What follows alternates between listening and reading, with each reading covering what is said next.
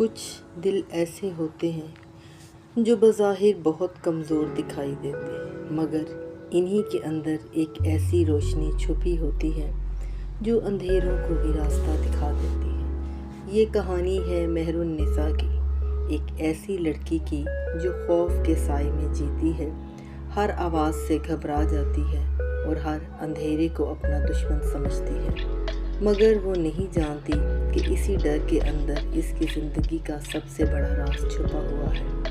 موم کا دیا صرف ایک کہانی نہیں بلکہ ایک ایسا سفر ہے جو ایک ڈرپوک دل کو روحانیت کی طرف لے جاتا ہے۔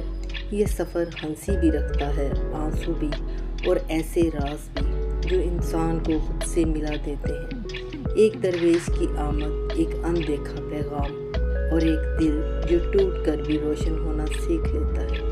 یہ کہانی بتاتی ہے کہ کبھی کبھی انسان کا سب سے بڑا خوف ہی اس کی سب سے بڑی طاقت بن جاتا ہے، اور جب دل اللہ کی طرف جھک جائے تو موم جیسا کمزور دل بھی ایک روشن دیا بن جاتا ہے۔ یہ ہے موم کا دیا، ایک لڑکی کی خودی، خوف اور روشنی کی حیرت انگیز داستان۔